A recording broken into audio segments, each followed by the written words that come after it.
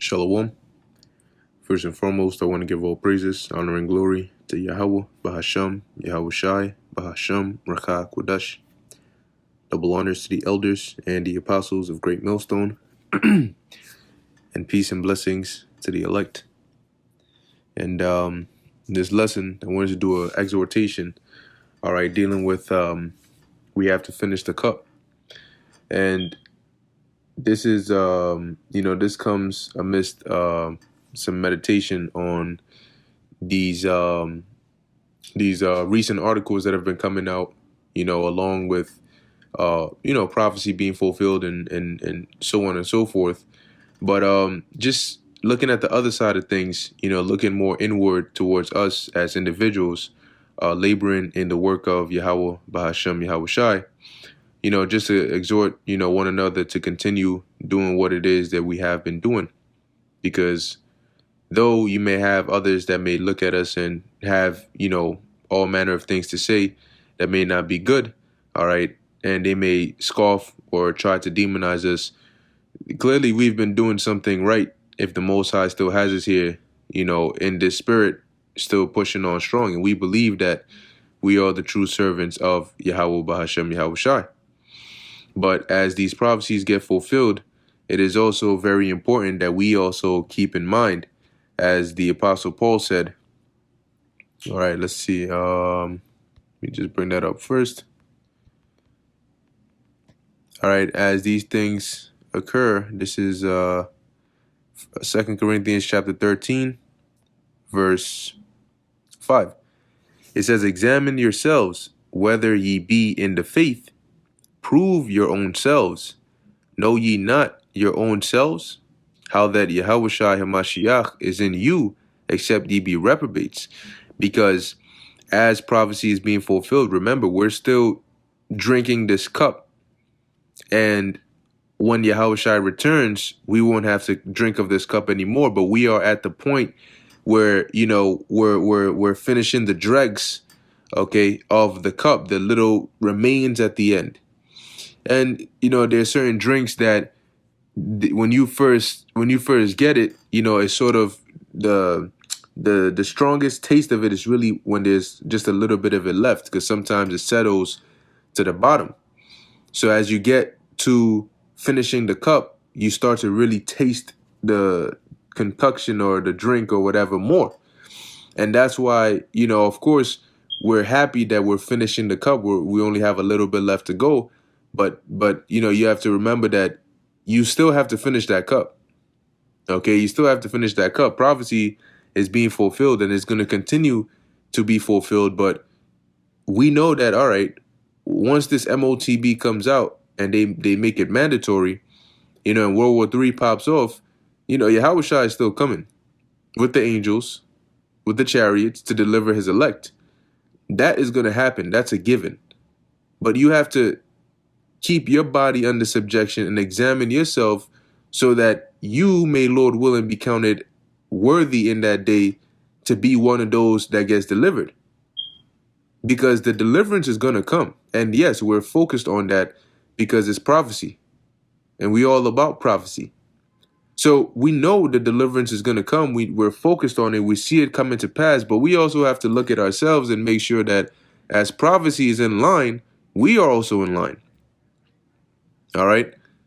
Because especially at the last minute when these things are happening, that's the last time you want to really lose focus, okay? Or start slacking, and going in a wayward way, whether through pride or distractions or entanglements in the world or whatever the case may be.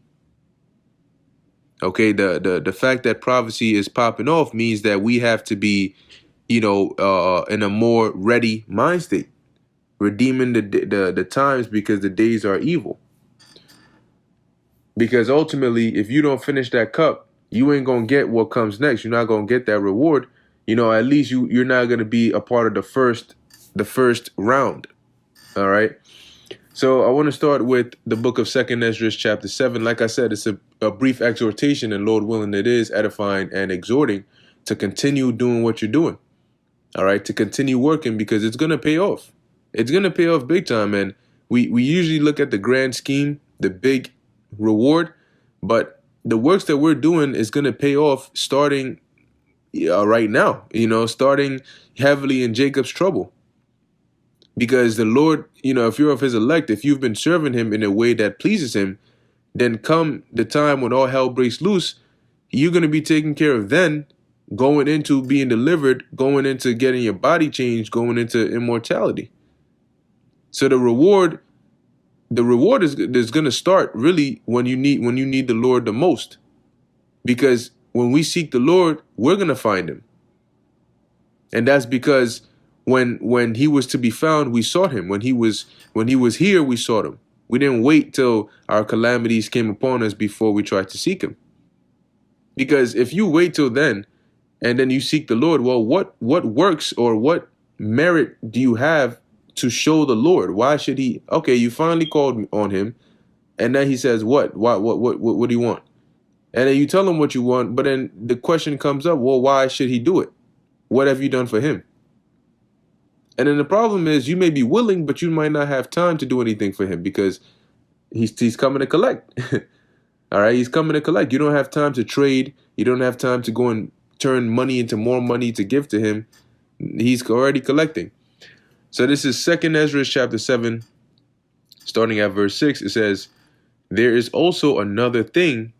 A city is builded and set upon a broad field, and is full of all good things. The entrance thereof is narrow, and is set in a dangerous place to fall, like as if there were a fire on the right hand, and on the left a deep water." So you have the city, right? This broad, is set in a broad field, but it's just, and it's full of all good things, which is where we want to go, where we're going to get our rest. But the thing is, to get to that city, the entrance there is very, very narrow, and there's danger on both sides of it. Fire on one hand, and a water on the left. A deep water on the other hand, which represent the difficulties. All right, of basically staying on the straight gate, and the consequences of falling from this path. So those that fell out of the truth, in other words, they would be like one that fell into the fire or fell into the water. Verse 8, and one only path between them both, even between the fire and the water, so small that there could but one man go there at once. So you can't, you have to walk that path by yourself. You can't try to hold on to another brother and say, I'm gonna hold on to him so we can both go together. You're gonna have to walk that path by yourself. That's why it's so small that only one man can go there at once.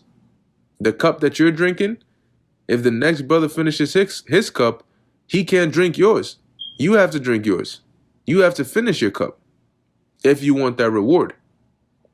Verse 9, if this city now were given unto a man for an inheritance, if he never shall pass the danger set before it, how shall he receive his inheritance? So you may know that, yes, that city beyond this path is mine. But what good is that if you can't get to it? I know that car is mine, but if I can't get to the car, how does that benefit me? Okay? What benefit is it? So now you got to be able to have it in your mind ready that, well, I know that it's mine, but now I gotta be willing to go the path that'll lead me to it.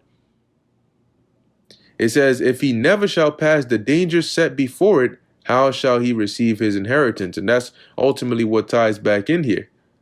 When in this truth, if you don't follow this path, okay, if you don't continue in this way and teaching and following the path that you know to be right, how you gonna get to the end? How you gonna get delivered? And now really everybody should be charged up, because you're seeing the major, we're literally seeing, how do I put this into words? Imagine, I don't know, you're looking for a specific kind of fish, and you throw some breadcrumbs on the top of the water, and you waiting and waiting and waiting and waiting, and then you finally start to see the figure of that fish at the surface of the water, and then you start to see the shape, and then you start to see the color, and then you start to actually see the fish itself. All right, and then it slowly starts to come to the surface of the water, before it, I guess, comes out of the water. So that's where we're at right now. We're at the point where we can actually see the fish, and we're seeing the fish at the surface of the water, and it's getting ready to come out of that water. And so we know that the fish exists, and we know that the fish is exactly what we thought it would look like. And I'm relating that to the prophecy or the prophecies, and right now that main one being the MOTB. The term MOTB was written in Revelation 13 and 16 in the spelled out way. Of course, we use the acronym to try and dodge these YouTube algorithms, but that term is a biblical term. Now, to identify what the MOTB is, and connect it with a real world thing, we say that the real world thing that is spoken about as the MOTB in the Bible is the charagma, is the grain of rice, is the thing that goes under the skin that can be used for buying and selling. All right, the CHIP. See? So now we're seeing it all around. And what is that doing? That's making us even more excited, because it's showing us that all the work that we've done, starting from the elders and apostles of Great Millstone on down, we've been laboring in the correct thing. We haven't been wasting our time. All the works that we've been doing it the right way. All the energy that we've been exerting it into the right thing. And so it makes you want to continue working hard. It makes you want to continue, in that spirit, because you're seeing that your works are not in vain. You're seeing that, yeah, this is it. We got it right. We got to be the prophets of the Lord. And everybody else is going to see it. But whether they believe it, accept it or not, that's okay. It don't matter. All right? Because we accept it. So it's a beautiful thing to see these things come to pass. But we also have to remember, as these things are coming to pass, you want to make sure that you are continuing on the path. And I'll give you a visual example. Imagine what we just read in 2nd Esdras. You're on this path, and you're going, and you get to the point where you can see, right, the other side of this narrow path. And you're like, oh my gosh, it looks so beautiful. You got to make sure that, yes, it's beautiful. Yes, you're excited, but don't get distracted. Don't forget, you're still on the path.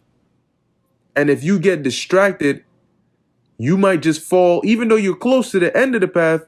If you're not careful, you can still fall off into the fire or into the water. All right. So this is Galatians chapter 6, verse 7. It says, be not deceived. The Most High is not mocked. For whatsoever a man soweth, that shall he also reap. So you get out what you put in. You can only withdraw what you've deposited. Verse 8, for he that soweth to his flesh shall of the flesh reap corruption. But he that soweth to the Spirit shall of the Spirit reap life everlasting. And we've been sowing to the Spirit. That's why we don't give in to the vain pleasures of the flesh. There's certain things that you do, all right, but we're not driven by our flesh. We prioritize the Spirit. We do the works of the Spirit above the works of the flesh. Verse 9, and let us not be weary in well-doing. That's the key part. Yes, you may be tired. Yes, it may be a long walk. Yes, it's so much. But at the end of the day, the time is only getting shorter and shorter.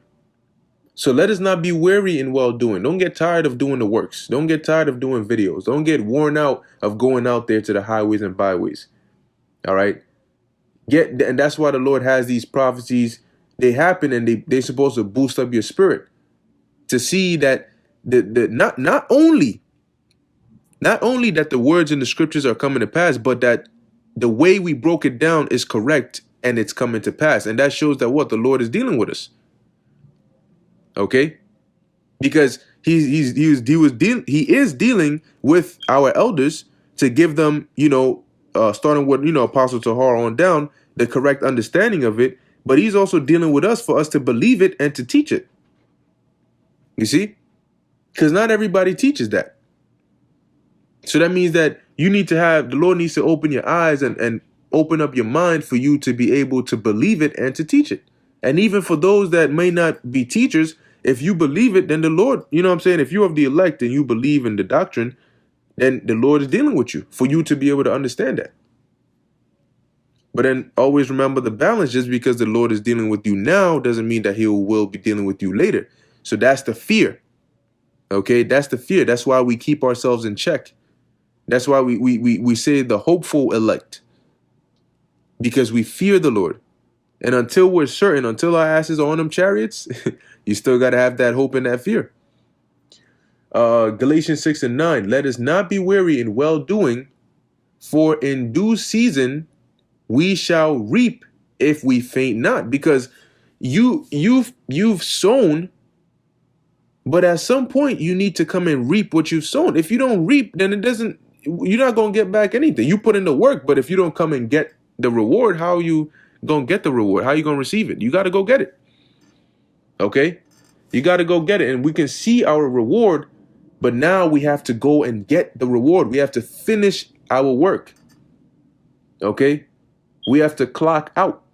You may put in all that work, but it has to be docked. It has to be clocked, you know?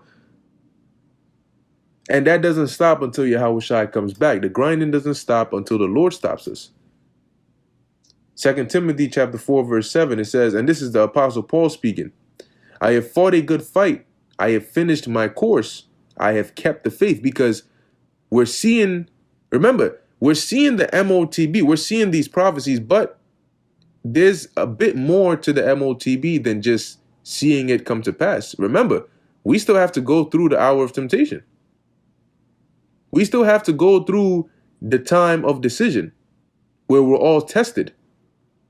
Whether your life is on the line, whether your family's life is on the line, whatever situation you find yourself in, that is accompanied with the MOTB. That comes with the MOTB. So we're excited that we're seeing this prophecy come to pass, but we have to remember to finish the cup, even if it means you might have to lose your life in accordance with this prophecy. Or you might have to lose things or people in accordance with this prophecy. So let's keep reading. It says, I have finished my course. I have kept the faith. Henceforth, there is laid up for me a crown of righteousness, which the Lord, the righteous judge, shall give me at that day. And not to me only, but unto all them also that love his appearing, which are who? The elect. So if there's a crown laid up for you, you got to finish your course. The crown is for those that finish their course. He that overcometh. Okay, he that endureth unto the end. So the moral or the point of this lesson is, as we are seeing prophecy being fulfilled and we are getting excited, and it's good, it keeps you charged in the spirit, also look inward and examine yourself. Because along with this prophecy also comes the hour of temptation. Also comes, the other things that are going to be the hardest part we've seen yet. So we got to also be mentally prepared. Prophecy is prepared, but you got to be prepared to go through that prophecy. All right. But just know that we are closer now than we have ever been. And tomorrow will be even closer than we are today. So we're getting closer and closer and closer. And this is going to become more commonplace until you start seeing it used in America. You start seeing people getting it, celebrities promoting it, news stations talking about it. And eventually they're going to shift it. They're going to shift the old system to the new system. And it'll happen right before your eyes, just like it's a movie. All right. So with that, I'm going to end it here. Lord willing, that was edifying to the elect. In closing, I want to give all praises, honor, and glory to Yahweh, Bahasham, Yahushai, Bahasham, Rakah Kodash. Until next time, Shalom.